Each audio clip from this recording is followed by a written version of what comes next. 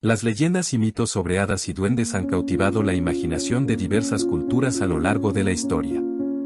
Estas criaturas místicas, a menudo retratadas como seres pequeños con poderes mágicos, han sido parte integral del folclore mundial. Hoy conoceremos algunos detalles de estas fascinantes leyendas y algunos casos que han generado interrogantes y algo de polémica sobre los llamados seres elementales.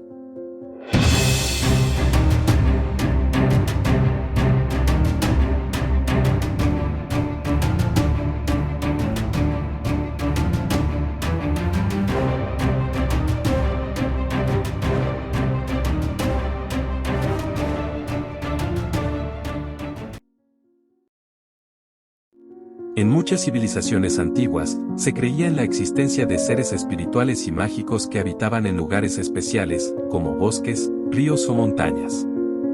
Estos seres eran considerados guardianes de la naturaleza, y las historias que los rodeaban a menudo explicaban fenómenos naturales inexplicables para las sociedades de la época. Una característica distintiva de estas leyendas es la estrecha relación entre estos seres y la naturaleza. En muchas narrativas, estas criaturas son personificaciones de elementos naturales, como los espíritus de los árboles, las hadas de los arroyos o los duendes de las colinas. Su existencia se entrelaza con la vitalidad y el misterio de los entornos naturales, y a menudo se les atribuye la capacidad de influir en la flora y fauna circundantes. Estas historias han sido transmitidas a través de generaciones principalmente a través de la tradición oral. Las narrativas se contaban alrededor de fogatas y en hogares, adoptando diferentes formas y matices según la cultura de cada región. Con el tiempo, estas historias fueron registradas por escritores y se integraron en la literatura. Cuentos de hadas clásicos, como los recopilados por los hermanos Grimm, desempeñaron un papel crucial en la consolidación y difusión de estas leyendas en la cultura popular.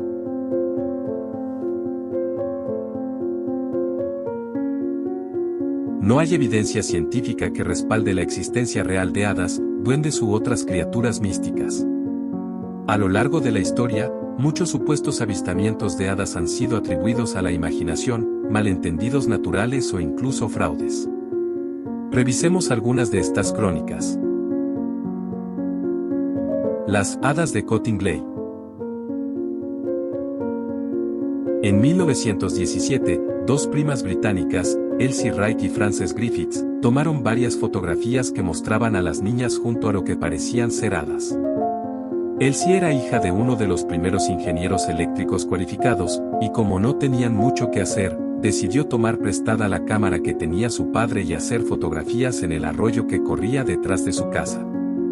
La primera de las fotografías tomada por las chicas, y probablemente la más famosa, muestra a Frances imperturbable, mirando a la cámara mientras un grupo de hadas, vestidas apropiadamente, bailan a su alrededor. Cuando el padre de Elsie reveló las placas, consideró falsas las fotografías, aunque la madre tuvo ciertas dudas al respecto. Las niñas insistieron en que detrás del arroyo de la casa jugaban con un grupo de hadas que se habían hecho sus amigas, pero los laboratorios Kodak se negaron por aquel entonces a autentificar las imágenes, alegando que había muchas maneras de falsificarlas.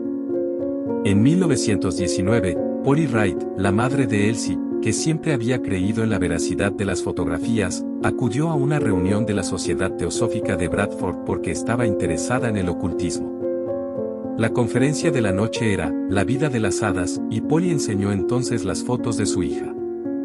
La historia llegó a los oídos de los teosofistas y a su líder, Edward Gardner, a principios de 1920, que optó por creer que las imágenes eran verdaderas.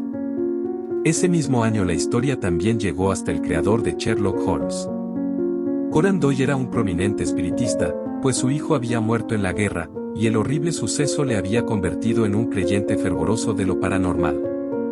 A finales de 1920 debía escribir un artículo sobre hadas como tema navideño para The Strand Magazine, y al observar las imágenes que le prestó Gardner, también creyó en su veracidad.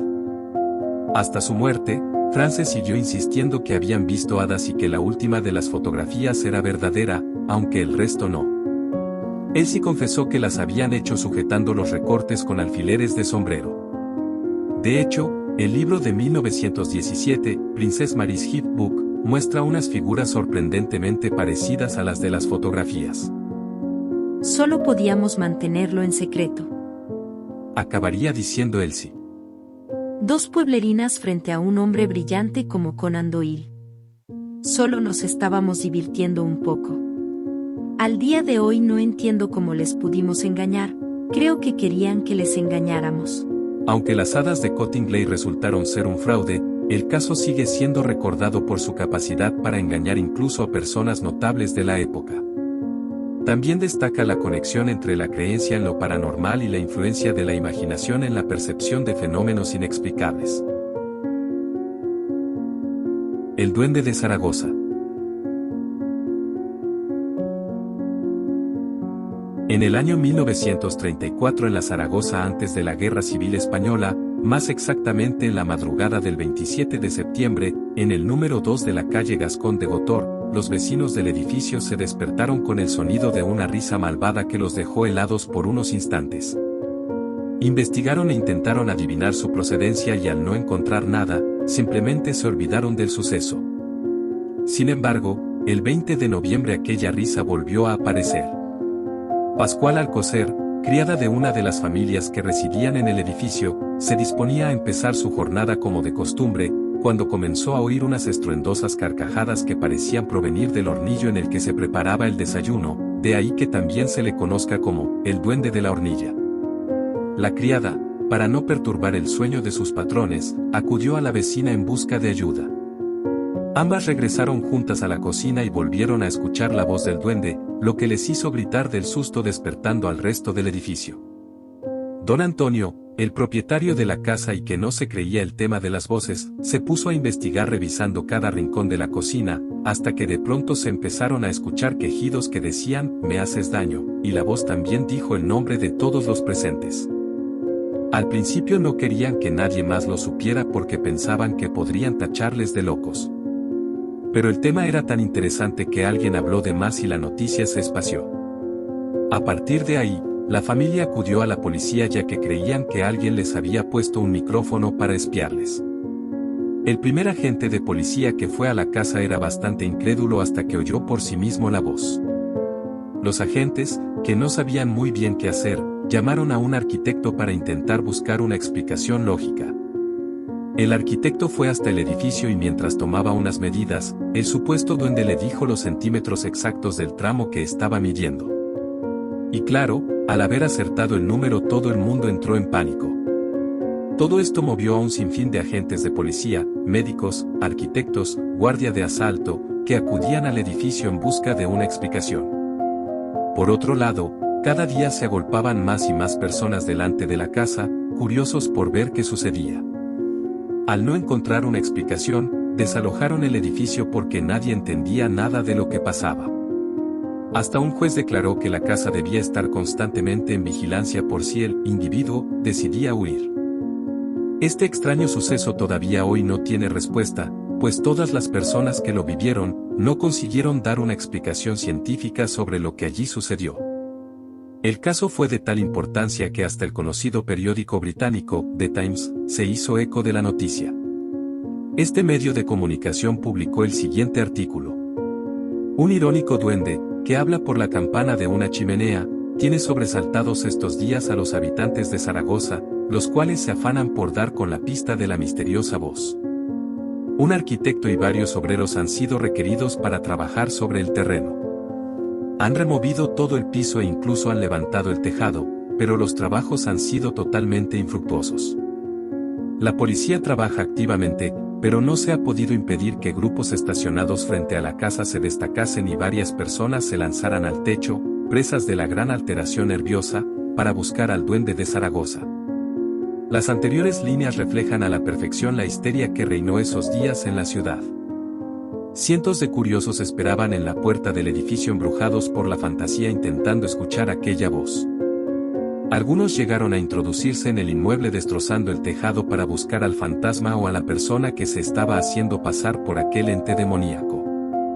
Por allí pasaron policías, albañiles, fontaneros, electricistas, arquitectos, jueces, médicos y médiums, pero ninguno supo dar una explicación lógica. Durante mucho tiempo la voz siguió asustando a los inquilinos del domicilio hasta que un día de 1935 se cayó para siempre. Nunca se supo el origen del tal misteriosa voz, pero sí que hubo una culpable.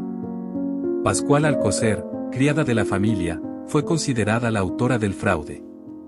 Se declaró que la empleada podía manipular su voz y hacer uso de una habilidad para la ventriloquía con el fin de engañar a la población. Algunos aseguran que esta afirmación no tendría validez, ya que en muchos momentos de la investigación Pascuala no se hallaba en el vecindario y eso no evitó que la voz siguiera sonando.